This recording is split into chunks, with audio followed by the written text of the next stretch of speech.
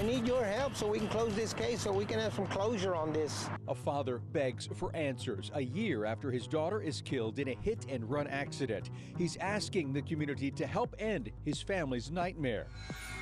The stage at Astroworld comes down 40 days after the deadly concert, and tonight, an update on the investigation into what went wrong. Another attack at the Harris County Jail, this time against an inmate. New details on the case and what's being done about this growing problem in the jail. You can walk out the house and a stray bullet can hit you.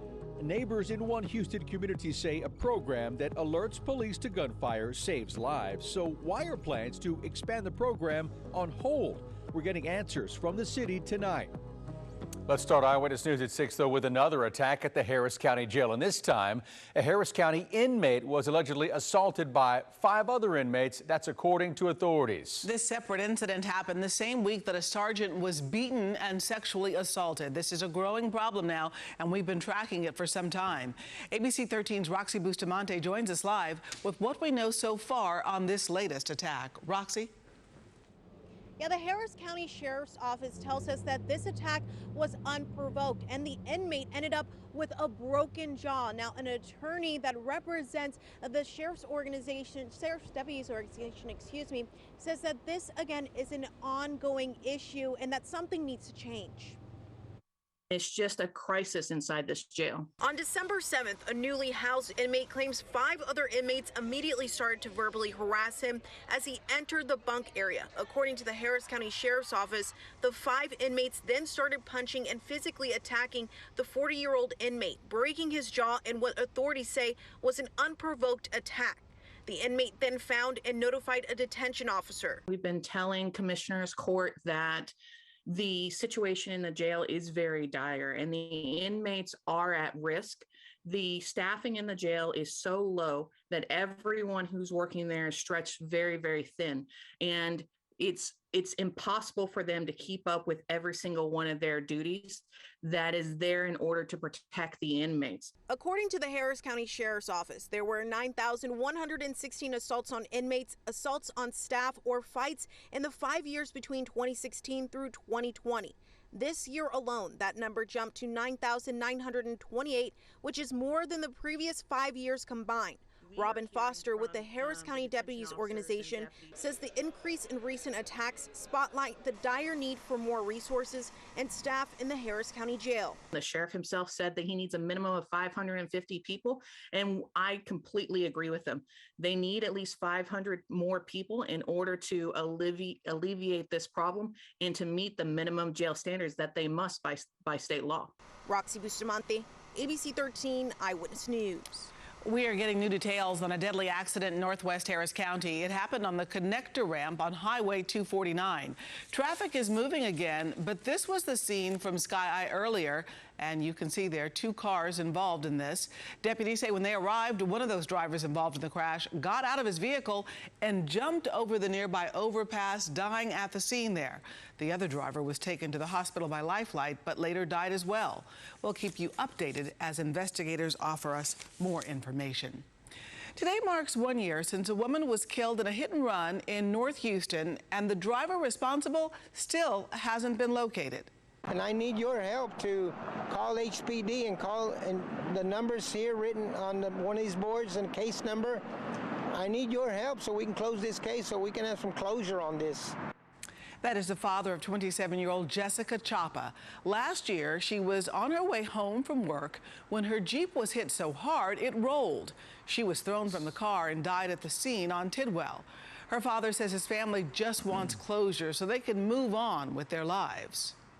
Every time I sit in the living room and I watch her picture, it's just like every day. I don't know if anybody's ever had that feeling when you just have a repeated nightmare over and over and it just never ends.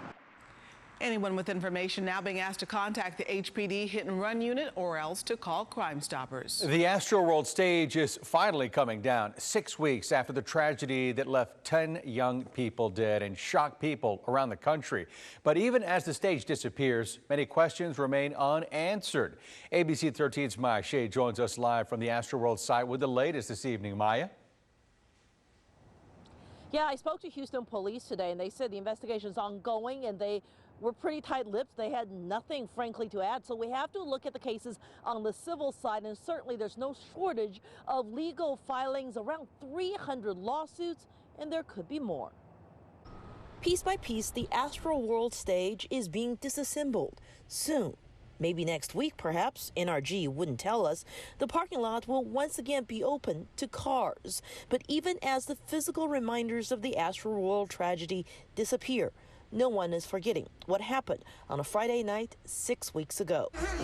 As thousands streamed in to watch Travis Scott perform, the crowd would begin to surge. The world reacted in horror the day after, when it became clear that 8 young people died, hundreds were hurt, and 2 lives hung in the balance at the hospital. Within days, college student Barty Shahani and 9-year-old Ezra Blount also died. Now, some 6 weeks later, there are still no official causes of death, no new information from Houston police about criminal investigations.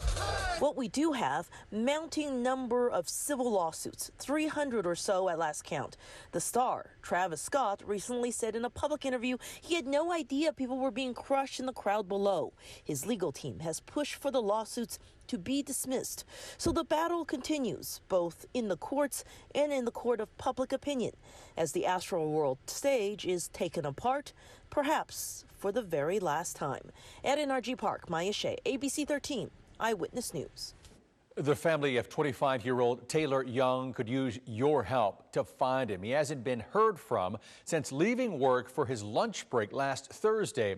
Surveillance cameras captured this, images of his silver Honda Civic in the area of South Voss and San Felipe. His phone found in the bushes outside the Capital One bank there. So if you know anything about Young's whereabouts, you're asked to call Houston police. The family of George Floyd reacting tonight after former Minneapolis police officer Derek Chauvin changed his plea in the civil rights case connected to Floyd's murder. The federal charges accuse Chauvin of violating Floyd's civil rights during his arrest and murder last year. It also involves civil rights violations of a juvenile back in 2017. George Floyd's family spoke with the media outside the courtroom this morning. Hearing him accept accountability was nice, but I didn't feel a thing. You know, we were in court with a minor who he also pled guilty to charges of assaulting him. And after hearing the details of it, that guy's a monster. He should have been arrested in 2017 and had justice. And had he been held accountable for what he did in 2017 to that minor, George Floyd would still be here. Today, he had a chance to blow kisses and give air hugs to his family. We can't do that to our loved one who's not here. Federal prosecutors asking for 25 years, which would run concurrently with his current prison sentence. The plea deal also says Chauvin can never serve as a law enforcement officer again. Chauvin will be sentenced at a later date.